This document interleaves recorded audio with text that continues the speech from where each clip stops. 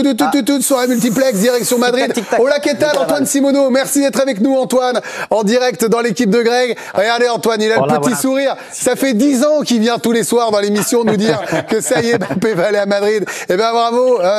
Ça y est, vous êtes devenu majeur entre-temps, Antoine. A priori, cela pourrait être direction Madrid pour Kylian Mbappé, mais avant de se projeter sur l'avenir madrilène du Parisien, quel effet ça fait en Espagne, cette annonce du départ de Mbappé du Paris Saint-Germain? Eh bien, Greg, ça fait l'effet d'une bombe, hein, comme en France.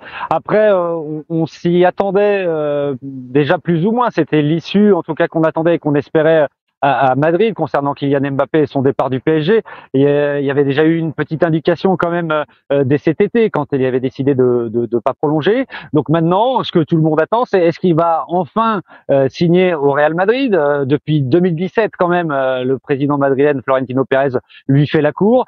Là, tous les voyants semblent enfin ouverts. On voit pas trop d'autres concurrents qui pourraient engager Mbappé. On sait très bien aussi que c'est le grand désir, le grand souhait de Florentino Pérez et que les dirigeants madrilènes sont en contact régulier depuis un moment aussi avec son entourage. Voilà, ça va. On attend les derniers détails. En tout cas, il y a une chose qui est sûre et qui normalement se fait au Real Madrid, c'est que si jamais il signe au Real Madrid, normalement Florentino Pérez et le Real n'ont pas l'habitude d'annoncer avant la fin de saison, d'officialiser en tout cas le transfert d'un joueur avant la fin de saison, c'est-à-dire ce serait plutôt début juin. Oui, alors ça rejoint, Antoine, les infos que nous donnait Loïc et nos infos également, bon, qui sont pour le coup les mêmes. Pas de communication avant un accord financier, juridique, que tout soit réglé, que tout soit fait proprement, si je peux utiliser cet adverbe-là. Ça peut prendre du temps, Loïc, que parler de plusieurs mois. Donc nous, on a l'annonce, on peut le faire ce soir. Tout le monde sait ce qui va se passer, mais officiellement, tout le monde prendra son temps, surtout s'il doit y avoir une confrontation PSG-Real. Oui, je pense qu'il y a cette volonté-là des deux parties aussi de pas galvauder, j'allais dire la compétition, en tout cas de pas faire passer Kylian Mbappé comme le fautif si jamais il venait affronter le Real Madrid et si jamais le PSG venait à perdre, parce que c'est pas dit non plus. Donc si jamais ils s'affrontent aussi. Donc voilà, il y a une volonté que tout soit fait, j'allais dire très proprement. Là, c'est ce qui est en train de se faire visiblement puisqu'il annonce son départ. Il a dit qu'il annonçait rapidement. Et puis, je pense qu'on est sur les derniers détails après économiques entre lui et le club. C'est là que ça va se jouer aussi, et que ce soit au niveau du salaire, au niveau de la prime à la signature, et surtout au niveau des droits d'image. Puisque c'est un sujet sensible, j'allais dire ici. En tout cas, Florentino Pérez récupère généralement beaucoup d'argent sur des transferts onéreux grâce aux droits d'image. Oui, on se rappelle de ce bras de fer, enfin le mot est peut-être un peu fort, mais avec Cristiano Ronaldo et c'est un droit à l'image où ça avait été une vraie bataille. Un mot quand même sur les supporters madrilènes, parce qu'on avait vu qu'ils avaient été échaudés, agacés, même énervés. Vous nous aviez parlé de chauffeur de taxi qui vous disait j'en veux plus, ça fait 2 fois qu'il nous fait un bras d'honneur et qu'il crache sur le Real Madrid. Et puis le fameux le train passe jamais 2 fois. Bon il est passé 10 fois, il l'a pris la 10e fois. J'imagine quand même que tout ça sera vite oublié si c'est le Real Madrid qui est choisi par le clan Mbappé. Ouais, bien sûr, quand le meilleur joueur du monde arrive dans votre équipe, je pense que tout le monde ne peut être que content, surtout s'il arrive gratuitement entre guillemets, c'est-à-dire libre de tout contrat. C'est quand même aussi économiquement une belle affaire. Et puis c'est comme tout, c'est comme quand Antoine Griezmann est revenu à l'Atlético. Dès qu'il va marquer un doublé, dès qu'il va marquer ses premières minutes, je veux dire toute cette petite rancœur qui peut y avoir, elle sera oubliée. Et puis avoir Kylian Mbappé dans son équipe, on va pas se mentir, c'est à tous les niveaux et surtout sportivement. Merci Antoine d'être venu rapidement dans l'équipe de Greg nous apporter ces détails vus d'Espagne. S'il se passe quelque chose, si vous avez une info, si vous avez quelque chose qui fuite également de votre côté, vous revenez. On est là jusqu'à 21h. Merci Antoine. À plus tard. Loïc, on revient quelques secondes sur ça parce qu'il faut parler, et ce n'est pas sale, d'argent. Il ne pourra pas gagner, quoi qu'il arrive, autant d'argent qu'au Paris Saint-Germain, au Real Madrid. Ah non, il touche. Ou ailleurs, à Liverpool, Arsenal, Real. Hors prime, il est à 6 millions bruts mensuels. Ce qui est bien. Au Paris Saint-Germain. Il aura jamais autant au Real Madrid. Alors je connais pas les chiffres aujourd'hui de ce qu'il est en train de négocier avec le Real Madrid, mais ça sera jamais à ce niveau-là parce qu'il serait le pays du vestiaire et assez largement à Madrid, et il y a quand même un équilibre à garder dans un club comme le Real Madrid. En revanche, il va avoir une prime à la signature qui va être conséquente. On parle des 100 millions là, on est sur je pense qu'on va être au-dessus des 100 millions d'euros si tout se passe bien. Prime à la signature qui sera au-dessus des 100 millions d'euros.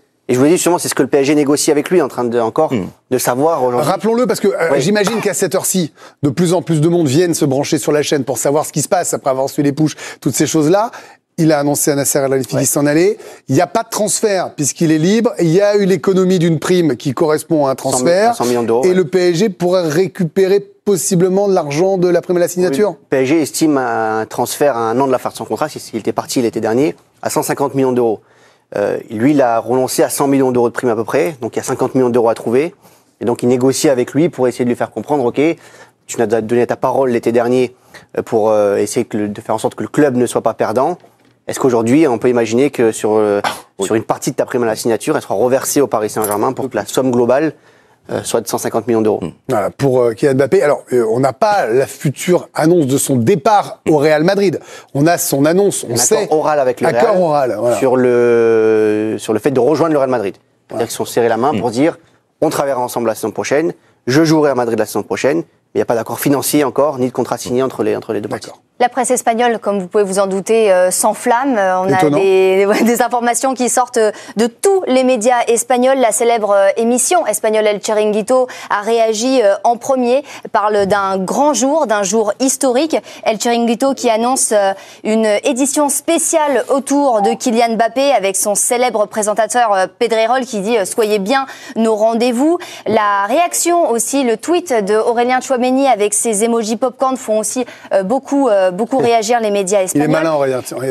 Oui, bien sûr qu'il est malin. Mundo Deportivo, pareil, réagit à cette nouvelle du Paris Saint-Germain. Et je voulais juste vous montrer une photo de. Vous trompez pas, hein. Alors attendez. Vous trompez pas, ça m'angoisse le bureau. Je sais jamais ce qui traîne sur un bureau. Voilà, ça va. C'est bon, tout va bien. Le maillot de Mbappé, le maillot floqué déjà du Real Madrid, numéro 9, publié par le média espagnol AS, à la presse espagnole, qui s'enflamme. Évidemment, non, parce que je me méfie toujours des photos sur les bureaux. On sait jamais, la tablette est touchée par trop de gens. Et Greg, vous savez pourquoi Tchouameni s'en amuse? C'est parce que ça fait Mbappé l'a dit il y a plusieurs semaines déjà à certains coéquipiers qu'il allait quitter le Paris Saint-Germain. C'est-à-dire que les plus proches, ceux qui l'ont l'équipe de France aussi, depuis plusieurs semaines. C'est pour ça qu'il peut pas dire aujourd'hui j'ai pris ma décision il y a Vous voulez dire comme vous, quand vous nous aviez annoncé en fin d'émission, avec une musique grave et le visage du petit chien, vous savez, sur les plages arrière, oui, ça sera le Real Madrid, quoi. Oui, voilà.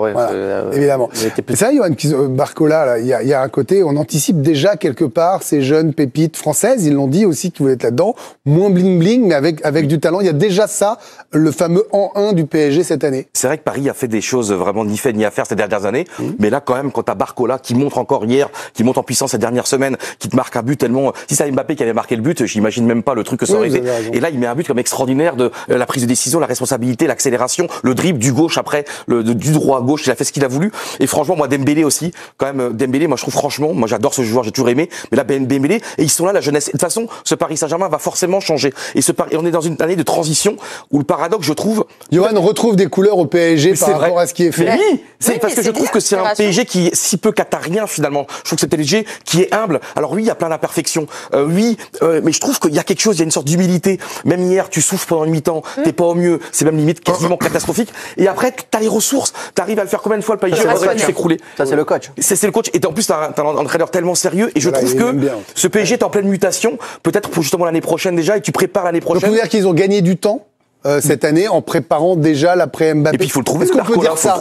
Il faut l'avoir, recruter le Dembélé et même d'autres joueurs encore parce qu'Asensio il est encore mine de rien, il est encore très jeune. Et moi franchement, c'est vrai que peut-être il faut accepter d'avoir une année de transition qui pourrait aller très loin. Après imagine t'as sur le coup à la Real Sociedad. Là, tu peux être en quart de finale des champions. C'est ça. Transition. Le Bayern peut se faire sortir par la Lazio, rien n'est fait. C'est une année vraiment, je trouve. Pourquoi pas l'année des surprises? Paris déjà allé une fois en finale de C1, une fois en demi-finale, et pourquoi pas une année justement surprenante où on les croit pas au bord du précipice. Mais sachant qu'il y a des confrontations avec des clubs qui sont a priori du même niveau que le PSG, comme on le disait hier, et que City là. Maintenant, on va arrêter, on va pas s'enflammer après un match aller, parce que chat et chaud d'écrin. L'eau froide, donc du coup. Mais il y a une humilité, Greg, il y a une humilité, il y a quelque chose. En parlant, Greg, de jeunesse, d'après Mbappé, de préparer la suite, de succession, on a une déclaration assez intéressante de Barcola hier au micro de nos confrères d'RMC. J'ai la chance d'avoir la confiance du coach et de mes partenaires. Le chouchou du parc, non, pas encore lui, il dit c'est Warren Zaïre-Emery. Warren Zaïre-Emery qui est, c'est vrai, la coqueluche cette saison du Paris Saint-Germain. Bradley Barcola pourrait aussi le devenir par la suite. Non, mais c'est vrai. Comment? C'est un ancien Zaïre Emery. Oui, oui. Hein, si on parle de virage, c'est vrai que lui, c'est un... Non, mais. Il sort pas sur Ligue 1, le mec. Il a 17 ans. Il va prolonger. Oui, alors, Warren Zaïre Emery va prolonger le jour de son anniversaire, c'est ça que c'est 18 mars, début mars. Il faut qu'il soit majeur. Mars, en fait. c'est mieux. Le truc, c'est qu'il n'est pas majeur. Voilà, donc, évidemment, c'est un petit peu plus jeune. On en est là, hein, il n'est pas majeur. Donc, du coup, il va passer son bac, trouver son permis de conduire. Ça va se débrouiller. Jérôme, c'est vrai, on revient 2 secondes aussi sur la rencontre d'hier avec Mbappé en détonateur quand même. Hein, il fait la une de journal. Ce que dit Johan est intéressant. C'est vrai que la première mi-temps était pas terrible, à l'exception des 7-8 premières minutes. Erreur, et puis qu'il trouve quand même la ressource pour gagner. Ouais, et puis, comment on le voit? là où je rejoins Johan, c'est que cette année, pour l'amorce d'un virage dans l'histoire du club, parce qu'on parle de ça, elle est propre quand même. Parce que toujours des gens qui sont jamais contents mais bon, t'es en ballottage très favorable. Je suis désolé, mais hier, après l'heure de jeu, t'as un fait de match. Il n'y en a pas eu tant que ça les années d'avant. Parce qu'il n'y a pas corner sur le premier corner. Ouais, bien sûr. Amari Traoré se blesse sur le premier corner où il n'y a pas corner. Et du coup, sur le corner du but, il n'y est pas. Donc ils sont à 10. Non, mais tout ça, parce que jusque-là, ils sont pas très bien quand même. Enfin, non, mais c'est vrai que cette année, comme si les petits signes qui étaient contre eux les années d'avant étaient avec eux. La qualif, c'est presque l'arrêt de Maignan à Newcastle. C'est complètement l'arrêt de Maignan. Donc, c'est-à-dire que ça fait beaucoup quand même. Tu vois, la séparation qui semble s'amorcer proprement, éclosion de Barcola, Zaïre Emery, incroyable, Dembélé, on n'a jamais vu comme ça. T'as quand même beaucoup de signes qui font que, ok, on sait très bien qu'à la Real, il peut tout se passer, mais pour une année de transition, c'est quand même plus que correct. Quoi. Je vous rappelle l'info. Mardi, Kylian Mbappé et Nasser Al-Khelaifi se sont rencontrés et je parle sous votre contrôle, Loïc. Kylian Mbappé a annoncé à son président son départ du Paris Saint-Germain à la fin de la saison. On est loin d'un accord financier pour le moment juridique, financier. Il y a plein de choses à régler. Ça se joue sur une centaine de millions d'euros pour savoir quelle compensation de la part du PSG, sachant qu'il ne peut pas y avoir de transfert et récupérer de l'argent d'une éventuelle prime à la signature. Et le PSG a fait la promesse d'un mercato collectif, c'est ça Loïc? Ouais, avec un recrutement à tous les postes offensifs, avec Osimhen qui est l'une des priorités, Léao, peut-être Mohamed Salah aussi qui est suivi depuis plusieurs années par le club. Au milieu de terrain, Gavi, Kimmich notamment sont ciblés, Yoro en défense centrale. On va recruter dans toutes les lignes du côté parisien. Et je parle sous le contrôle de Loïc Tanzi. On travaille également du côté du Paris Saint-Germain pour faire revenir Xavi Simons. Tout à fait. Également, et ça serait une arrivée aussi importante pour le PSG, parce qu'il est en train de complètement. Ah oui, parce que je crois plusieurs fois Nasser Al-Khelaifi a dit non. Voilà. A priori, il aurait dû être prêté normalement à Leipzig la semaine prochaine. Voilà. Et sauf que le départ de Mbappé. Le président de Leipzig faisait beaucoup de com sur ça. Et parce qu'il ne peut pas être vendu, c'est particulier. Alors, je ne suis pas entré dans le détail, mais il ne peut pas être vendu officiellement l'été prochain parce que comme il avait une clause de rachat au PSV, aujourd'hui s'il est vendu, derrière tout l'argent va au PSV, c'est technique. Mbappé quitte Paris, il nous reste Anne Hidalgo, dit Nasser Al-Khelaifi au Prince. Oui, alors je ne vais pas commenter parce que j'ai pas envie de prendre la formidable dessin de Faro que l'on salue. Voilà, l'annonce, c'est Mbappé qui va quitter le PSG. Vous restez avec nous, signe au Real Madrid, Kylian Mbappé, puisque comme le disait Raphaël Sebaoun, la Coupe d'Espagne, c'est chez La Super Coupe d'Espagne sera encore sur la chaîne L'équipe la saison prochaine. Et on verra Kylian Mbappé. Celui que vous voyez régulièrement sur la chaîne L'équipe et surtout dans l'équipe de Greg, c'est Vikash Dorasso, ancien joueur du Paris Saint-Germain qui est avec nous en consultant. Bonsoir Vikash, merci d'être avec nous. On pouvait pas ne pas vous avoir ce soir, en ce soir d'annonce de Kylian Mbappé. Quelle est votre première réaction sur ce départ attendu, mais désormais, alors pas officiel, puisque bien sûr ça s'est fait en off, mais qu'on est en mesure de vous annoncer? Je suis triste. On a un joueur extraordinaire qui va partir du championnat. Zlatan n'est plus là, Messi n'est plus là, Neymar non plus. Maintenant c'est Mbappé, voilà. Donc c'est trop triste pour notre championnat, c'est trop triste pour le Paris Saint-Germain, et Paris. Et puis en même temps, je suis pas évidemment surpris. C'est clair que il a dû bien réfléchir et il voit que c'est un peu trop petit pour lui ici et il faut qu'il aille vivre ses rêves. C'était son rêve d'aller peut-être au Real Madrid. Il semble que ce soit le Real Madrid. Déjà tout petit, il voulait y aller et c'est là-bas qu'il va aller réaliser tout ce qu'il doit réaliser dans le monde du football. Je suis pas sûr qu'on mette votre début de prise de parole dans le packaging pour la vente des droits, de la Ligue 1 avec Vincent Labrune vous prenne en bras droit, mais en même temps vous avez raison de parler avec votre cœur. C'est aussi pour ça que on vous a ce soir. Et vous avez entendu les propos de Loïc Tanzi qui parlait d'un mercato XXL et collectif pour le remplacer. Clairement, on ne remplace pas Mbappé par un autre joueur. Il n'y en a pas d'autres comme lui. Déjà, il était celui qui pouvait attirer les joueurs. Le fait d'être là, ça pouvait encourager des très grands joueurs à venir avec un projet qui était autour de lui. Il est plus là, donc évidemment la stratégie est plus la même. Il va falloir attirer des grands joueurs avec beaucoup d'ambition pour le Paris Saint-Germain et puis construire une équipe qui veut gagner, différente certainement. Un entraîneur qui est présent, il y a des jeunes joueurs qui sont toujours là, mais voilà, c'est certainement évidemment en proposant des gros contrats que les joueurs vont pouvoir venir. Là, pour le coup, le Paris Saint-Germain n'a pas de problème avec. Alors, il y a le fair play financier qui peut les freiner, mais sinon, ils ont une grosse enveloppe. Ils n'ont pas de problème pour payer les joueurs, payer les transferts, et donc ça peut attirer des très grands joueurs. Un dernier mot concernant son probable choix. Info l'équipe, Loïc Tanzi nous l'a confirmé. Il y a un accord oral avec le Real Madrid de la part de Kylian Mbappé. On avait évoqué les pistes Liverpool, même dernièrement un petit peu Arsenal qui essayait de se mêler à la lutte. Il n'y a pas de surprise sur son choix du Real Madrid. Hein. Ça n'aurait pas de sens en fait pour moi de quitter le Paris Saint-Germain et puis de pas aller au Real Madrid. Alors tous les grands joueurs n'ont pas joué au Real Madrid, mais voilà, l'histoire montre que les très grands sont passés par là-bas. C'est là-bas qu'on va marquer l'histoire, et il l'a déjà marqué en France. Il a gagné une Coupe du Monde, et c'est là-bas qu'il doit aller. C'est aussi son rêve. Voilà, maintenant, quel poste, avec qui j'ai le sentiment que de jouer numéro 9 au Paris Saint-Germain, ça l'a pas convaincu de rester non plus. Lui, ce qu'il veut, c'est certainement jouer sur le côté. Je sais que Vinicius est là-bas, je sais pas trop comment ça va fonctionner, mais puis croiser Ancelotti aussi, c'est pas rien hein, d'aller être entraîné par un entraîneur comme celui-ci, c'est aussi quelque chose d'extraordinaire. Merci Vicage Jorasso d'être venu nous rendre visite et d'avoir donné votre sentiment. On se voit très vite. Vous passerez quand vous voulez. Vous le savez, vous êtes ici un titulaire. Même si vous aimez bien faire des films sur le banc, vous êtes titulaire chez moi. C'est comme ça, Vicage. Bon. Allez, salut, bonne soirée, Vicage. Merci d'être venu.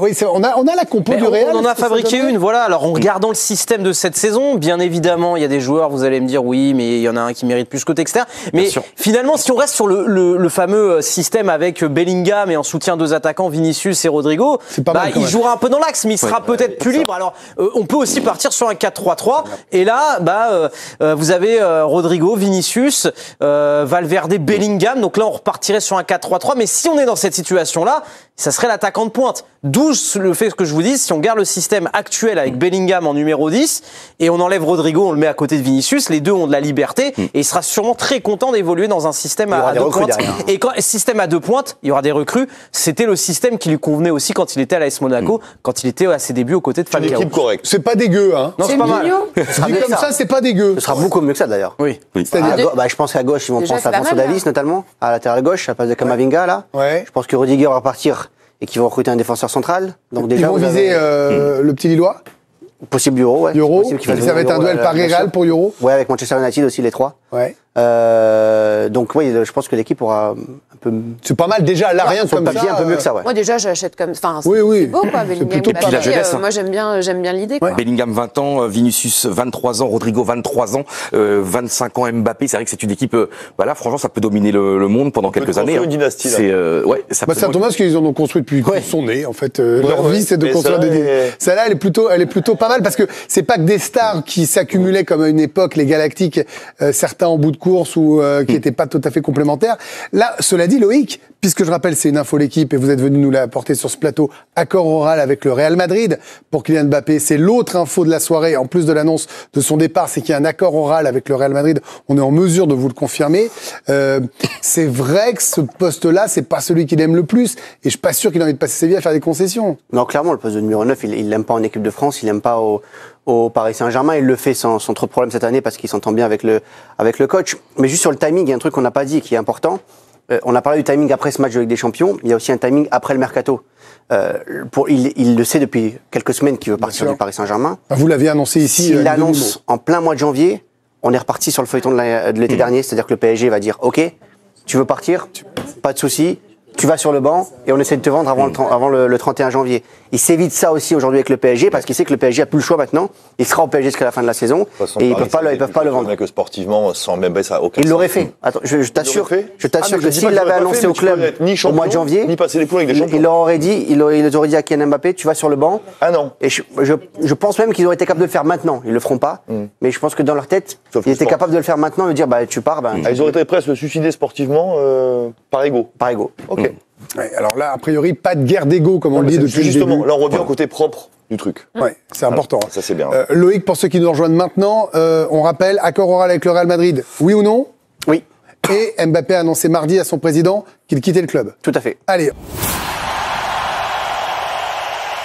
Annonce explosive dans le monde du football, mes amis. Kylian Mbappé, la pépite du Paris Saint-Germain, vient de jeter une bombe en annonçant son départ en fin de saison.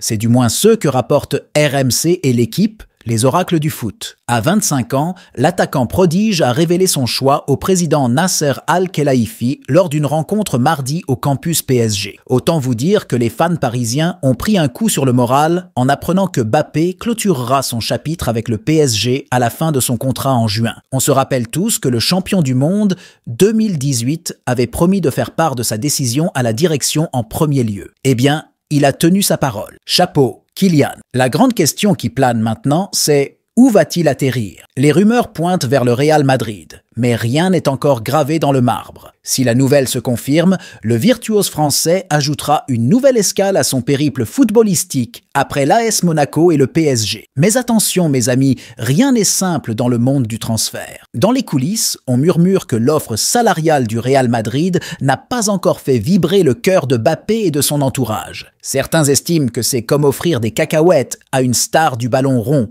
Affaire à suivre, car d'autres clubs pourraient bien saisir l'opportunité et tenter de séduire le prodige français. Suspense à tous les étages. Alors, quelles sont vos réactions, les passionnés du foot? Partagez vos idées, vos théories, et surtout, n'oubliez pas d'aimer, de commenter et de vous abonner pour encore plus d'émotions footballistiques. Restez connectés. Ça va chauffer. Paris s'enflamme pour la brillance de Mbappé. La soirée de mercredi a été une véritable fête pour les fans du PSG. Grâce à deux œuvres magistrales signées Kylian Mbappé et Bradley Barcola en seconde période, Paris a écrasé la Real Sociedad lors des huitièmes de finale allées de la Ligue des Champions 2-0. Cependant, cela n'a pas complètement apaisé les inquiétudes des journalistes nationaux en vue du match retour. Comme le souligne la une de l'équipe, les Parisiens laissaient craindre le pire jusqu'à ce que Kylian Mbappé entre en scène. Le numéro 7 est de nouveau salué comme le héros du moment. Il a illuminé le parc, comme le rapporte le Figaro. Du côté du Parisien,